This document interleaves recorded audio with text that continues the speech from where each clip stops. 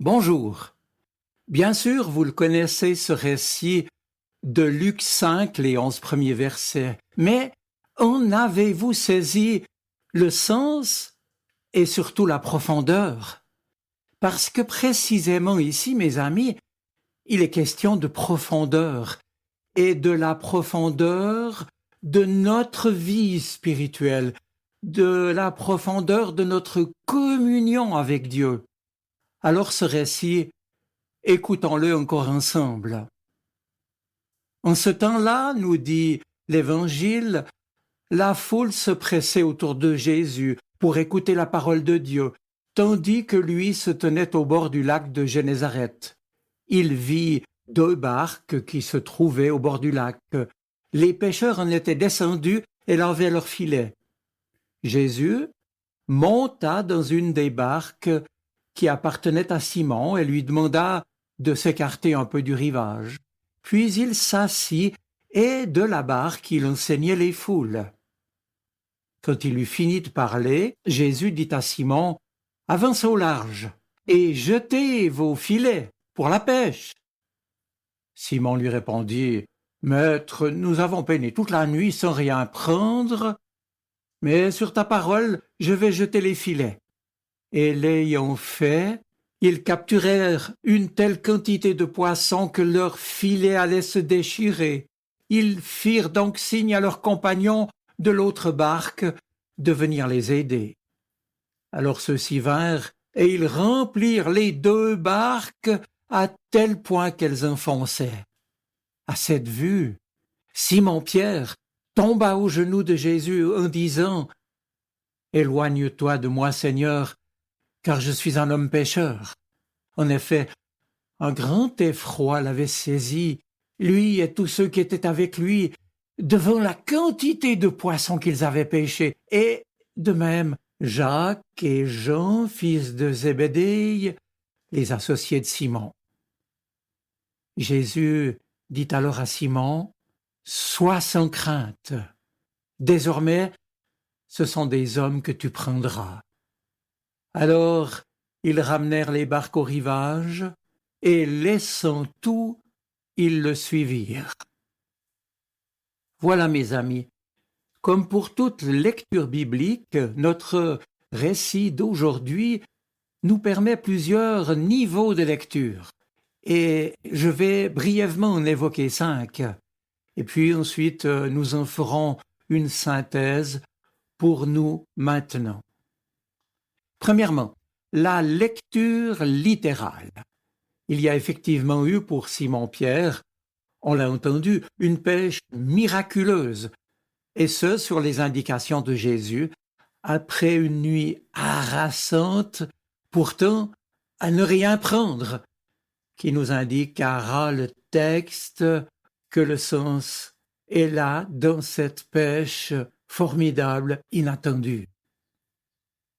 Une autre lecture, sans doute plus proche de l'intention de l'évangéliste, est celle qui comprend que ce miracle, donc, est en fait une anticipation de ce que l'Église deviendra, symbolisée ici par la présence de Pierre, Jacques et Jean, et l'Église sera donc invitée à s'avancer au large, car c'est là qu'elle sera pécheuse d'hommes, comme dit Jésus dans le texte. Et on voit ici se déployer l'intention pour chacun de la mission chrétienne, dès le début de l'évangile de Luc. La bonne nouvelle de l'amour en Jésus, mort et ressuscité, concerne en effet tout homme, toute femme, et cela sans distinction, tel qu'il est. Les chrétiens sont donc invités à sortir de leur lieu de culte pour annoncer l'Évangile.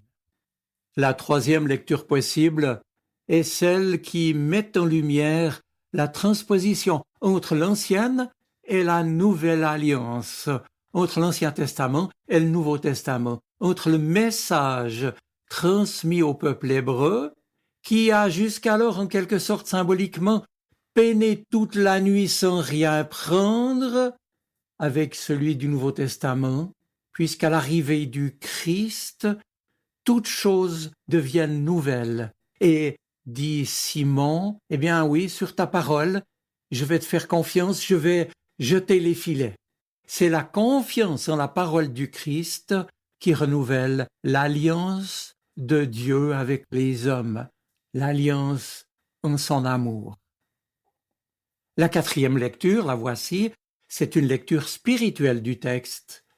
Le Christ nous invite à aller en eau profonde, à nous avancer spirituellement, là où nous pensons perdre pied, bien entendu, et à aborder courageusement les tumultes de notre âme, à affronter la peur que nous avons de notre propre insécurité, voire de nos ténèbres. La pêche sera alors, faisant confiance au Christ, miraculeuse, et les profits spirituels, si je puis dire, seront abondants. Enfin, cinquième lecture possible, on peut s'attacher à ce qu'a éprouvé personnellement Pierre lorsqu'il perçoit l'inouï de la grâce de Dieu. Et le texte de l'Évangile nous rapporte, je cite, qu'à cette vue, Simon-Pierre tombe aux genoux de Jésus en disant « Éloigne-toi de moi, Seigneur, car je suis un homme pécheur. » Cette expression traduit le sentiment de notre propre indignité devant le Seigneur, le sentiment que l'on éprouve de ne pas mériter les grâces, les bienfaits, l'amour que Dieu nous donne. Il ne s'agit pas, mes amis, tant de s'abaisser devant Dieu, nous sommes tous pécheurs, que surtout de reconnaître que l'abondance de son amour nous dépasse radicalement, que nous sommes en effet indignes de sa bonté, de sa bienveillance, de sa fidélité, de son amour. Et je relève qu'ici, ce n'est bien entendu pas un hasard si cette déclaration de Simon-Pierre sera rejointe parfaitement par celle du collecteur d'impôts de Luc 18, qui, devant Dieu, souvenez-vous, déclare son indignité en disant « Aie pitié de moi, pécheur ». Alors, qu'en pensez-vous, mes amis? Laquelle ou lesquelles de ces lectures vous parlent à vous maintenant? Eh bien, ce qui est certain, c'est que ce récit de Luc nous montre que c'est toujours le Seigneur qui, le premier, prend l'initiative de s'approcher de nous. Et c'est encore lui qui nous invite aujourd'hui, en ce moment, à être reconnaissants de la grâce abondante que Dieu nous témoigne. Cela l'a été tout au travers de l'histoire de son peuple, à travers l'histoire de l'Église aussi, à travers les nombreuses et différentes heures de notre propre vie à chacun. À chaque fois que nous embarquons, si je puis dire, le Christ avec nous, comme Pierre l'avait fait dans sa barque, à chaque fois que nous embarquons le Christ avec nous dans notre existence quotidienne, alors nous constatons que quelque chose peut se passer pour autant que nous l'acceptions.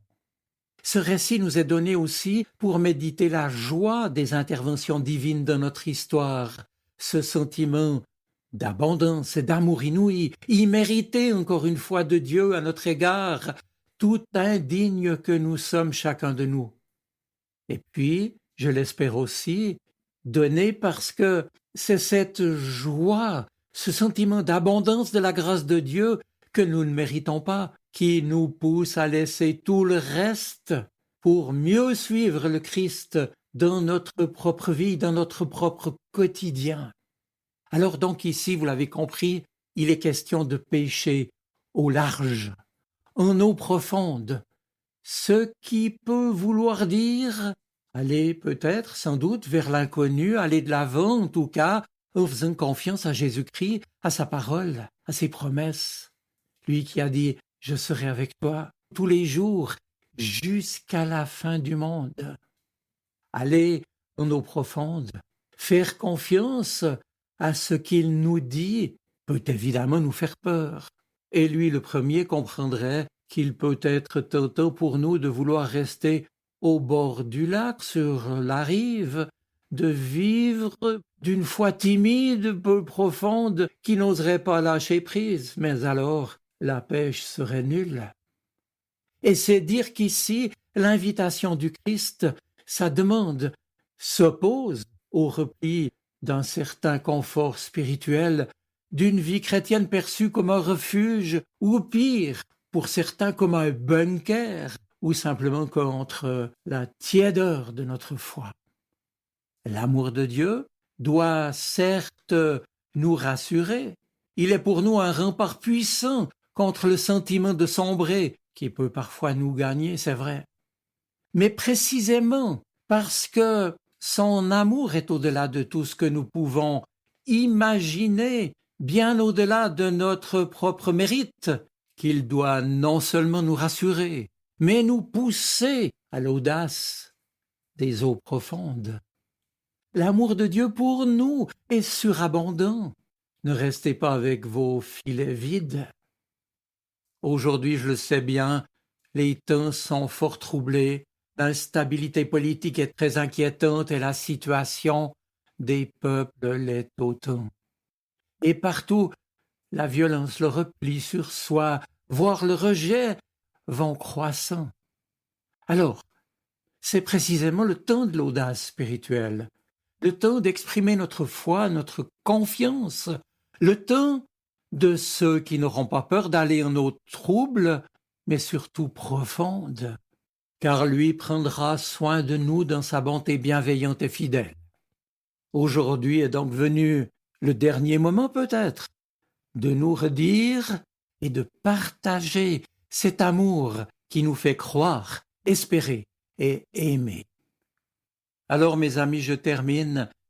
N'ayons pas peur des temps qui se troublent, n'ayons pas peur de l'avenir. Laissons-nous guider par l'Esprit de Dieu vers l'audace, encore une fois, des eaux profondes. Oui, Jésus nous redit, te redit, n'ayez pas peur, avancez au large, jetez vos filets. Je vous souhaite une bonne semaine. Soyez bénis. Amen. Sa parole résonne dans mon cœur. Elle est vivante, elle parle. Elle m'aide à choisir, m'illumine. Elle est vivante, elle est poignante, elle touche mon cœur.